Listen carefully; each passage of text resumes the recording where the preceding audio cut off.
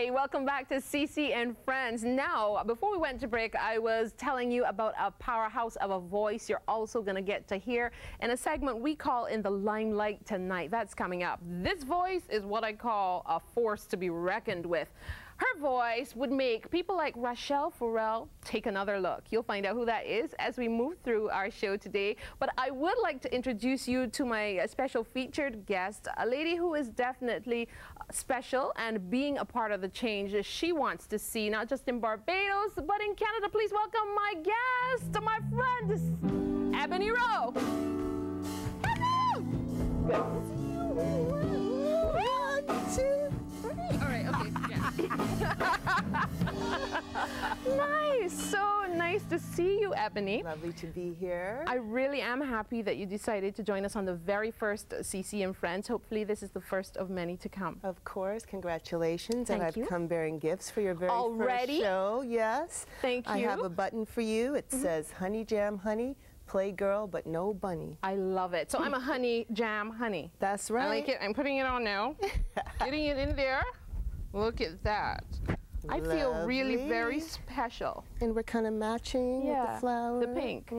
Now, since we've started there, Honey Jam, of course, is a brand. It's a charity. It's a group of young women that come together, and that started with Ebonnie herself. We'll tell you more about that, but Ebonnie, I want to go back to the very beginning kind of thing. I want to talk about Ebonnie growing into the woman who would become the CEO of FemFat Entertainment Group, and then developing Honey Jam, which looks out for young women and developing them in their musical careers. Sure. So why don't you start with telling me about your upbringing that would have made you so strong to do all that? Well, I come from two parents, Joan Rowe and Owen Rowe, who were both very into community service, so that's how I was raised. And I started, I guess, when I was about 11 or 12. I also read a lot of Malcolm X, and he talked about the responsibility that we all have for ourselves and for our community, and to get things done by any means necessary. And I took all of that to heart, and it's just in my DNA. No, that's serious, though. That's a really radical kind of figurehead of Malcolm X. But certainly, you are one who, to the best of my experience from working with you, you are a very firm believer in the strong philosophy, as I mentioned, to whom much is given, much is expected. So how did that help to shape what you did with your life?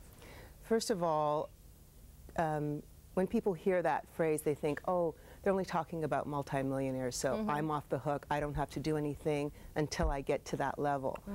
But it's not just a matter of money. It's even just the fact of living in a house that's clean and having two parents and having education. There are other people in the world for whom that may as well be $1 million. So I think all of us, in whatever station that we're in life, has that responsibility to pay whatever your blessings are forward. Well said. And I'm sure that there are many entertainers who people probably go, yes, you need to be doing some more because much has been given to you. But that's another story. As you spoke of family and the people responsible for your upbringing, your parents, I think we have some photos, family photos that we can share. You saw the cutesy baby photo, but I know there are family photos when you were little with your mom and dad. There we go. Do you remember when this one was done? That was in Ottawa. Some time ago. Some time ago, let's leave it at that. My father was a diplomat, and my mother was a homemaker, and she has 3 little munchkins. Where are you in this lineup? I am right next to Mom. I'm the baby. Okay. So that's where you would tend to find me. There you go. And I saw one of you and your mom as well, as you mentioned. Did you have a close relationship? Do you maintain that kind of relationship? Yes, our mother and I are very close. We also battle sometimes because we're the same sign, which is Leo, which means we both want to run things. So that can be a bit of a struggle, but we are alike in many ways. Okay, hopefully we'll be able to share that photo of Ebonnie with her mom as we continue our conversation. But what was your defining moment? Oh my goodness, there have been so many. But the earliest one was when I was 12, living in Toronto, and I was pretty much a very happy-go-lucky kid that just thought everything was fine in the world. And then that was shattered when a young black student was killed at the mall across the street from me. And I was at the mall and I heard the shots, and it was a white man who killed him, and he said he was going to shoot the first black person that he saw. I'm getting goosebumps even talking about Wow. it, and it could have been me. So my entire world changed at that point, and that's when I started reading Malcolm X and, you know, becoming a little revolutionary and very serious at a very young age when I should have just been on the swings. Yeah, but weren't you worried then that that would kind of make you bitter or always on edge, always on the defensive? I was for a time. I was. The whole community was up in arms, and a lot of organizations sprang out of that, you know, for justice and against racism, that sort of thing. And I just got caught up in it. And I was very angry for a time, but I'm a lot mellower now. Well, this is good. They say everything happens for a reason, and clearly some of these experiences played a pivotal role in shaping what Ebonnie decided to do. So I wanted to talk certainly about your developing this group to take care of these young women. Right. Why did you decide to do something like that? When did that come along? I'm going to take you back to another defining moment in my life. Over a period of 5 years, 3 of my girlfriends committed suicide. All young, all in their 20s, all in the arts. And the first time that it happened, I was studying English literature at the University of Toronto, and I dropped out. I just thought, what purpose is that in the larger scheme of things in the world? I was very aware of my own mortality, and I thought, if I were to die today, what have I meant to the world? What is my legacy? What have I done? And so out of that came a sense of urgency to do something that meant something. So I started a mentoring program for black students, and then out of that came the Honey Jam. Okay. You just celebrated 15 years, I believe. That's yes, in Canada last year. Major anniversary. Yeah.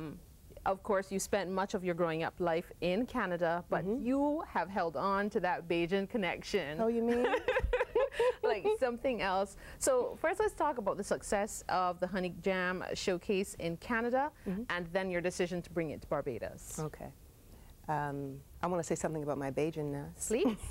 I went to school at Mrs. Carrington at Maryvale, and that was very much shaped you. She had a hand in shaping a lot of people, and was very stern, very strict, gave you a certain work ethic.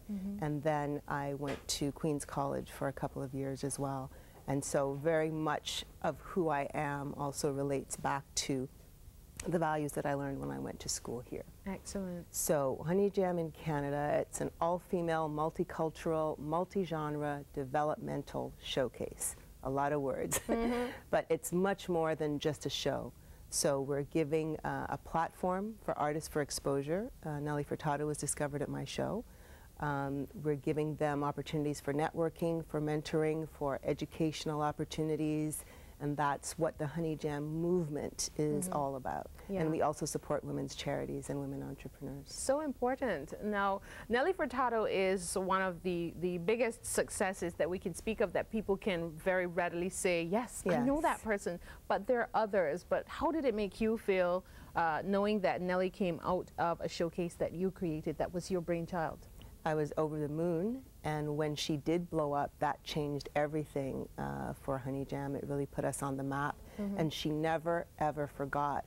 Her very first CD with the song I'm Like a Bird, in the CD it says, I'll always remember the Honey Jam. She has never forgotten. Niceness. And now she writes a check. She is an official financial sponsor of Honey Jam in Canada. Lovely. So amazing. To whom much is given, much is expected. And she doesn't have to have her arm twisted. It is who she is. It's not a marketing ploy, and she specifically didn't want any big fanfare about it because it's just who she is. Do you think enough of that is happening? Absolutely not. and we're talking specifically, maybe not just about entertainment, but across the board, people who reap success, whether it's through their own hard work or happen to be in the right place at the right time. Do you think, what more do you think can and should be done? Oh, there's so much that can and should be done, but it should be done in a genuine way. No one should be forced to do it, because it won't manifest if the intention is not correct. It won't have the same effect. So I could talk for weeks about all of the different ways, and I don't think people even understand what small ways could have such a large impact. But I definitely promote that every day. Yeah, one of the other things that, one of the other reasons behind why I wanted to do this show, Ebonnie, as you would know, entertainment is very serious business. I do have a special love for it. Maybe I should be doing it more, but certainly I do believe that if you're doing it, you should be doing it right, and you should be committed. The passion should be there. How important is that towards the work ethic and the level of success, in your view, that you know, any artist should be displaying? I have a philosophy of go big or go home. Go big or go home? Yes. I like that. So that doesn't mean you have to be a multi-platinum artist. It means be the absolute best that you can be. Give it all of your effort. Don't half-step. That is what it means. So it's extremely crucial. It's what I'm about. It's what I want anything that I present to be about. And any of the artists, I want them to be about that, because they're representing the show, which is also representing me. Yeah. Now, as I said, it's serious business. Yes, it may make a lot of people forget about their businesses or their problems, but that's, I think, one of the fundamental reasons that why entertainment survives. When everything else is not doing so well, entertainment survives because people need to relax. And I don't like the fact that I still think, to some extent, in today's world, entertainment is still seen as not a real job. What do you want to say about that, and maybe moving towards changing that view? I think there's a lot more respect for it now than there was. I think there always has been in North America. I think it's been a very particular issue in Barbados, where, you know, it's a little more conservative, people are more traditional, and your parents want you to be a doctor, a lawyer, or a dentist, otherwise, you know, you're nothing. So I think with Rihanna's success and other artists' international success, that people are giving entertainment a lot more respect, which it deserves. It is a business, it is a tourism product, and it brings so much positivity to the world. So there's the dollar value, but there's also the cultural value, the societal value.